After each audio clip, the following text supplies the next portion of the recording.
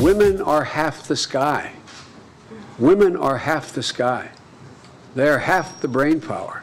They are half the energy. They're half the innovation. And so many countries, including to some degree ours, waste that asset. Waste that asset. And so it's not only the right thing to do based on issues of equality that we feel very strongly about, the President and I and the ambassador and both ambassadors, but it has profound direct economic impact on the GDP of a country.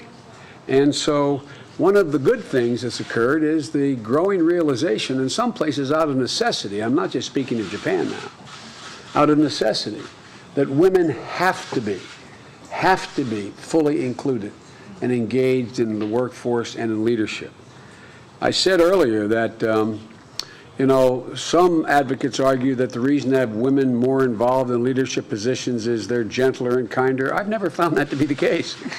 They're as tough, they're as strong, they're as everything as a man is, and vice versa. But the important thing that's different is, just like men, they bring a different perspective. A different perspective. And that perspective sometimes shines the light on the avenue that no one thought about pursuing.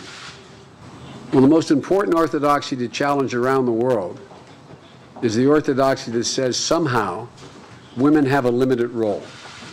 Somehow there are certain things women can't do.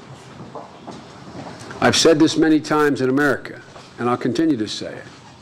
I personally will not rest till my 4 granddaughters have every single solitary opportunity my grandson has.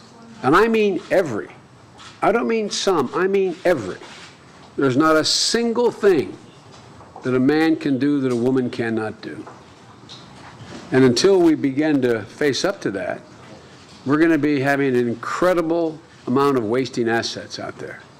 But it's also, guess what, the right thing to do. And the last thing I'll say is that I, too, compliment Prime Minister Abe on the initiative to bring more women into the workforce, sustain them in the workforce, give them similar opportunities, and the $3 billion commitment that Japan has made around the world for women in areas of the world where we have, who not only don't have job opportunities, but are treated as property, where they are viewed as being owned by their husbands, cultures where people say it's all right to physically abuse a woman.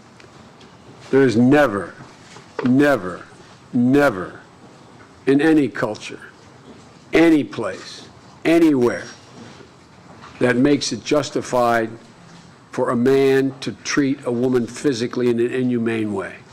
I don't care what the culture is. It's about time we shred these notions.